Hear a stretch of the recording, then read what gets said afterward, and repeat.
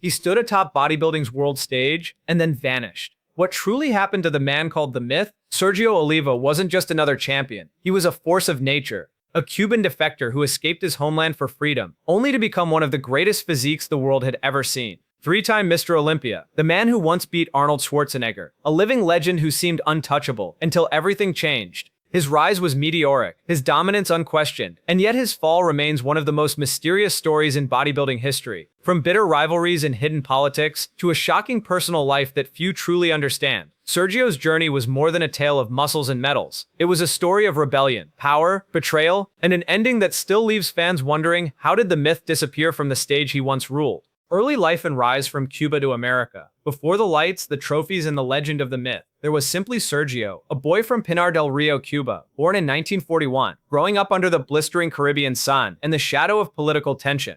Life in post-revolution Cuba was anything but easy. For young Sergio, strength wasn't something built in a gym, it was forged in the cane fields.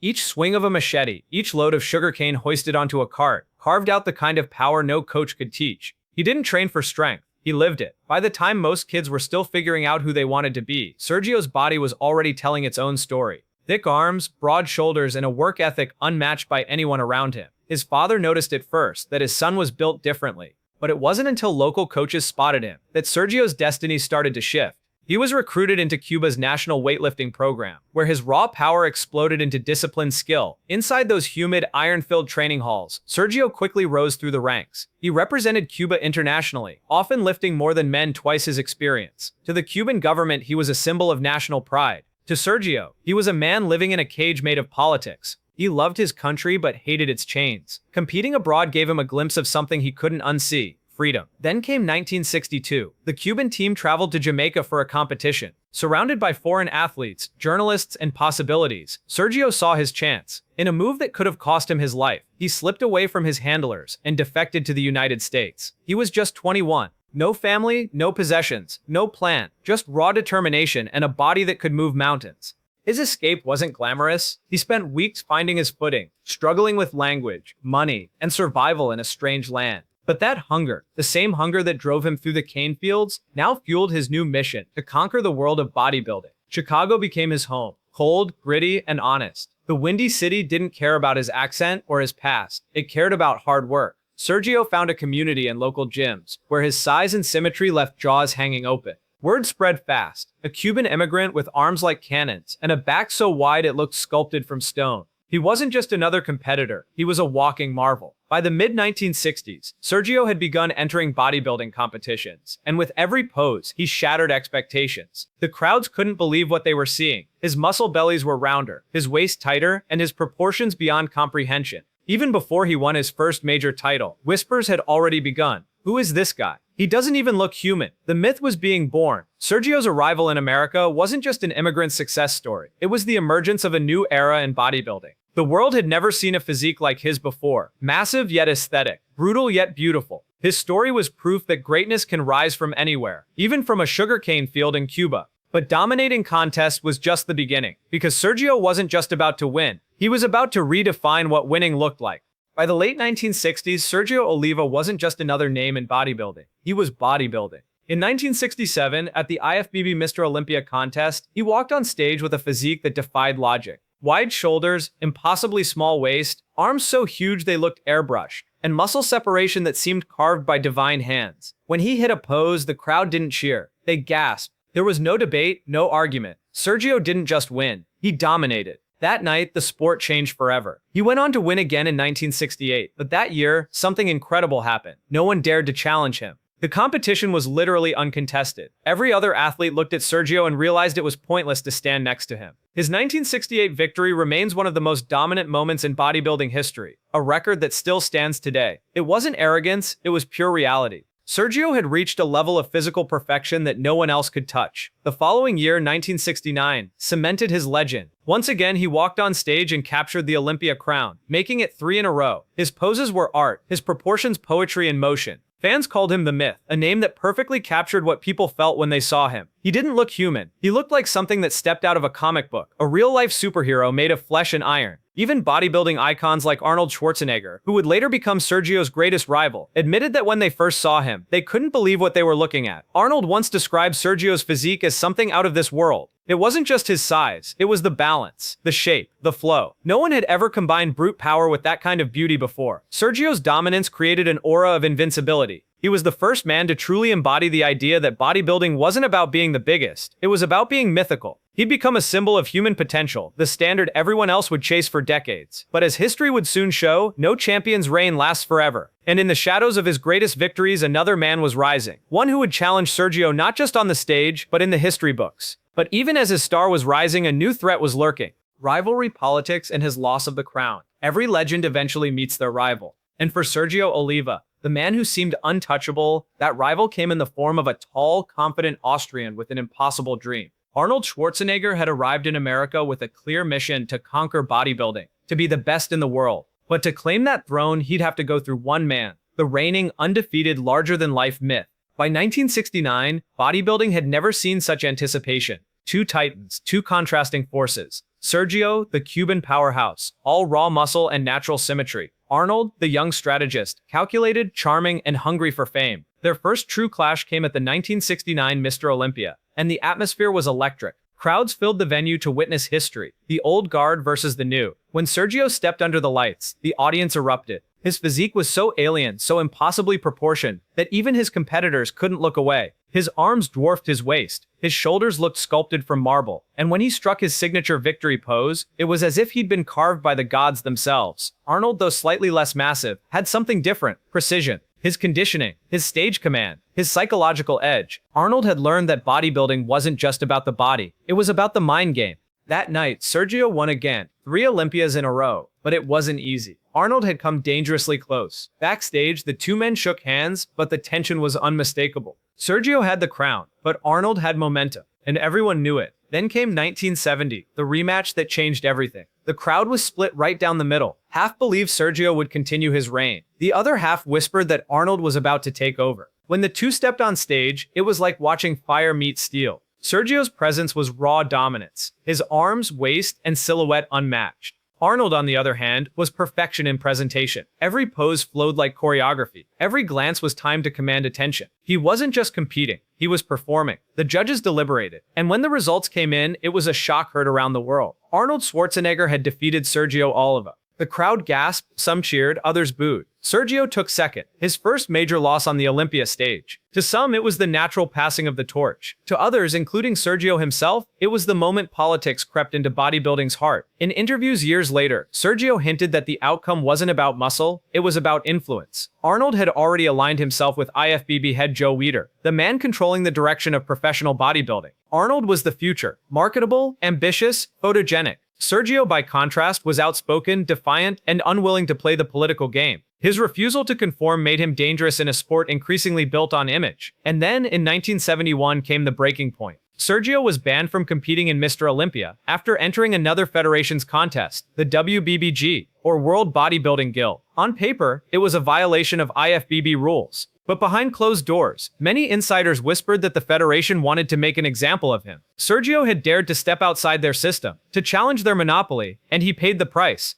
The fallout was brutal. While Sergio sat out, Arnold took to the Olympia stage unopposed. The only man competing that year. He flexed, posed, and walked away with the title. To the crowd, it was anticlimactic. To Sergio, it was betrayal. In his eyes, the sport he'd helped define had turned its back on him. He spoke openly about his disillusionment with the IFBB, the favoritism, the changing rules, the sense that bodybuilding was no longer about the best physique, but about who the organization wanted to win. "You can have the best body in the world," he once said, "but if they don't want you, you don't win." That bitterness didn't come from arrogance. It came from heartbreak. Sergio had given everything to the sport, and now it seemed like the sport had closed its doors to him. The 1970s would belong to Arnold, who went on to dominate and become a global icon. But the foundation of that rise, the first real challenge that tested him, came from Sergio Oliva. Even after the loss, Sergio didn't fade into obscurity. He continued to train, to compete where he could, and to speak his truth. His pride was unbreakable. He was a man forged in fire, and even if the bodybuilding establishment no longer wanted him, he refused to let anyone rewrite his legacy. Behind the glory, darker currents were stirring, and Sergio's life outside the stage was about to take a turn no one saw coming. Life beyond the stage. When the bright lights dimmed and the roar of the crowd faded into silence, Sergio Oliva didn't slip into a cushy life of fame or sponsorship deals. There were no reality shows, no luxury brand endorsements, no easy money waiting on the other side of glory. Instead, the man once hailed as the myth chose a path few could imagine. He became a Chicago police officer, dedicating more than 25 years of his life to serving a city far removed from the glamour of bodybuilding. It was a remarkable transformation. The same man who once stood half naked under blazing stage lights, his body gleaming with perfection, now patrolled cold, dangerous streets in a bulletproof vest. Sergio traded his posing oil for a badge, his spotlight for a patrol car, his fans for citizens who rarely knew who he was. It was as if Superman had taken off his cape and quietly joined the police force, still strong, still heroic, but in a world that no longer applauded. To many of his fellow officers, Sergio was a legend hiding in plain sight. Some colleagues would joke that backup wasn't necessary when Oliva was on the call. One man was enough. Others simply admired his humility. Despite his fame, Sergio never bragged, never acted like a star. He did his job, took his shifts, and lived like everyone else. The few who recognized him would approach him in awe, whispering, "You're not really Sergio Oliva, are you?" He'd grin modestly and nod, then return to writing his report or directing traffic as if being a three-time Mr. Olympia was just a footnote in his life.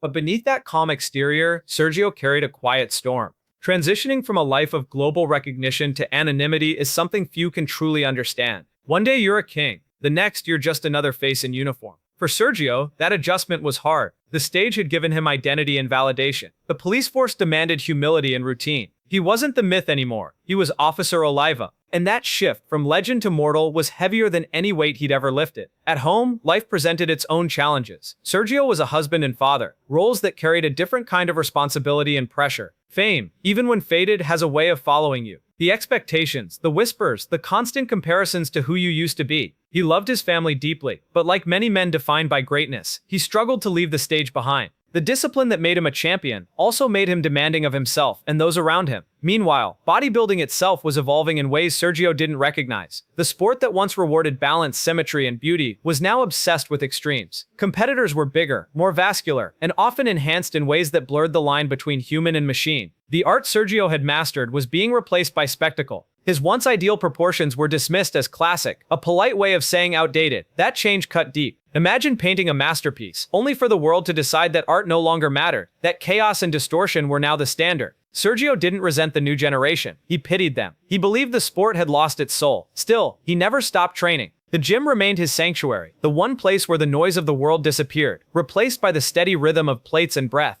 But the peace he found under the barbell didn't always extend to the rest of his life. Reports and recollections from those close to him suggest that Sergio faced periods of tension within the police force, where his fame sometimes clashed with authority, and at home, where his larger-than-life personality could be difficult to balance with everyday life. There were whispers of disagreements, frustrations, even health challenges that he kept private. For a man who had built his life on physical dominance, the slow passage of time was its own quiet enemy. Through it all, Sergio remained proud, fiercely proud. Proud of the body he built, the life he made, the legacy he carried. But that pride also carried pain. He couldn't escape the feeling that the sport had moved on without him, that his contribution had been overshadowed by politics, by newer stars, by a system that had once punished him for his independence. Still, deep inside, the fire that drove him as a young man in Cuba never went out. He'd built his life on defying limits, escaping oppression, conquering the world stage, reinventing himself in a foreign land. And even now, years later, that same fire whispered that his story wasn't over. Sergio wasn't ready to fade quietly into the background. He wanted one last shot, one final moment under the lights to remind the world who he was and why they once called him the myth. Then came a comeback attempt that shocked everyone.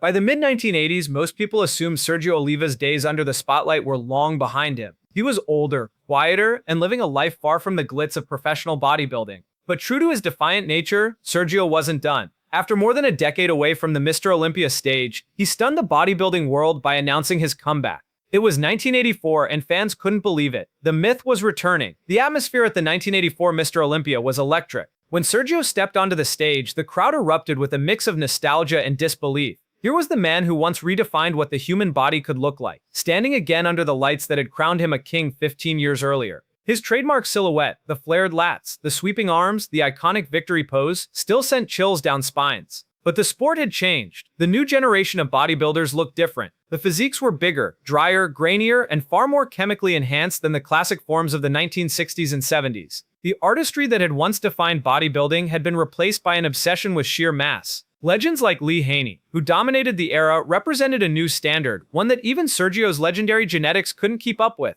Sergio finished 8th place in 1984, a respectable showing for a man competing against athletes half his age, but a sobering reminder that time, even for the myth, was undefeated. Still, he wasn't satisfied. In true Sergio fashion, he came back again in 1985, determined to improve. He trained harder, refined his conditioning, and brought a physique that was arguably better, fuller, tighter, more complete. But once again, the judges placed him 8th. To his fans, those comebacks weren't failures. They were proof of his indomitable spirit. For Sergio, it was about pride, not placement. He defied politics, betrayal, and aging itself just to stand where he once belonged. But deep down, he knew the sport he helped build had outgrown him. The Olympia stage had become unrecognizable, a showcase for extremes rather than elegance. After 1985, Sergio finally stepped away from competitive bodybuilding for good. Yet the years that followed were not without turbulence. In 1986, a deeply personal and tragic event nearly ended his life. Reports from the RPW Historical Society recount a domestic dispute that turned violent. Sergio's wife shot him in the abdomen. The bullet struck dangerously close to his organs, and for a time his survival was uncertain. It was a shocking headline. Mr. Olympia shot by his wife. For a man who had faced every kind of challenge, poverty, exile, betrayal, this was perhaps the most painful. But Sergio, in true form, survived. He recovered, though the incident left scars both physical and emotional. It was the lowest point in a life defined by resilience, yet it also revealed what made him truly mythic. Not just his body, but his ability to endure. In his later years, Sergio turned his focus inward. He trained occasionally, mentored younger athletes, and continued working as a Chicago police officer. Though the crowds were gone, he remained proud of the empire he'd built through muscle and willpower. But behind that pride was reflection. The sport had evolved beyond recognition, and many of its new stars didn't even know the struggles that made their success possible. Sergio's story, from defection to dominance, from Olympia champion to wounded survivor, had become a legend told in fragments, and yet through it all he remained the myth.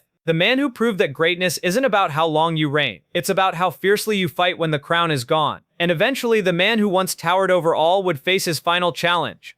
In November 2012, the bodybuilding world lost one of its greatest icons. Sergio Oliva, the myth, passed away at the age of 71 from kidney failure. When the news broke, the fitness community fell silent. For a man who had seemed larger than life, immortal even, it was hard to imagine that such a force of nature could ever fade. Tributes poured in from around the world, from fans, athletes, and legends who had once stood beside him under the bright stage lights. Among those paying tribute was Arnold Schwarzenegger, his former rival turned lifelong admirer. Arnold called Sergio one of the greatest bodybuilders who ever lived, acknowledging that his own rise would never have been possible without facing the myth. Others echoed the sentiment. To them, Sergio wasn't just another champion. He was a blueprint. A man who set the standard for what a body could be, long before advanced science, endless supplements, and hyper-specialized training took over. His physique from the 1960s still stands today as one of the most awe-inspiring ever displayed on a bodybuilding stage. But beyond the medals and muscle, there's a side of Sergio's story that's often overlooked, the man behind the myth. He wasn't just a bodybuilder, he was a refugee, a fighter, and a survivor. He escaped communist Cuba with nothing but determination, built a new life in America, and then spent decades serving as a police officer in Chicago. That alone tells you the kind of character he had. To go from global fame to humble public service takes more strength than any deadlift ever could. And yet, Sergio's journey wasn't without injustice. He faced the systemic challenges of being a black Cuban athlete in a sport dominated by white promoters and Western institutions. Many believe he never received the recognition he truly deserved, not because of his physique, but because of his independence and unwillingness to bow to politics. The IFBB's history with him remains a cautionary tale about how power, race, and influence can shape legacies just as much as talent. That's what makes Sergio's story so deeply human. He wasn't perfect. He was proud, fiery, and outspoken, but he was real. In an era before social media filters, sponsorship deals, or digital hype, Sergio Oliva became a legend through nothing but raw ability and relentless drive. No algorithms, no marketing, just muscle, grit, and truth. Today, as bodybuilding continues to evolve into an industry of extremes, chemical enhancement, digital perfection, and bodies that sometimes border on unnatural, Sergio's legacy feels even more powerful. He was the definition of authenticity. His physique was built through sweat, struggle, and survival. He represented the purest form of the sport, the belief that the human body, pushed to its limits, could become something transcendent. That's why the myth still matters. Not just for what he looked like, but for what he stood for. Freedom, discipline, and the unbreakable will to defy everything that tried to limit him. So what do we take away from this extraordinary path? From the sun-baked cane fields of Cuba to the bright lights of the Olympia stage, Sergio Oliva's story reads like an epic. He rose from poverty to global fame, built a body so perfect it earned him the name The Myth, and stood toe-to-toe with legends like Arnold Schwarzenegger. His dominance in the late 60s made him untouchable, but his rivalry, his defiance, and his refusal to play by the system's rules exposed the darker side of the sport he helped define. When the politics, the pressure, and the passing years took their toll, Sergio didn't fade. He fought back. He became a police officer, a family man, and a symbol of resilience long after his last pose on stage. His life was full of triumphs and scars, victories and regrets, the kind of contradictions that make legends human. So it's worth asking, was Sergio Oliva simply ahead of his time? Or was he undone by a sport changing around him? Because in the end, legacy isn't just about titles or trophies. It's about the unseen battles, the quiet perseverance, and the courage to stand alone when the world moves on. Sergio's story reminds us that greatness often comes with a price, and that true strength isn't just in muscle, but in the will to keep going when the spotlight fades. If you enjoyed this deep dive into the life of the myth, don't forget to like, subscribe, and share your thoughts below. What's your favorite Sergio Oliva moment? And what do you think really happened to the man who once seemed unstoppable?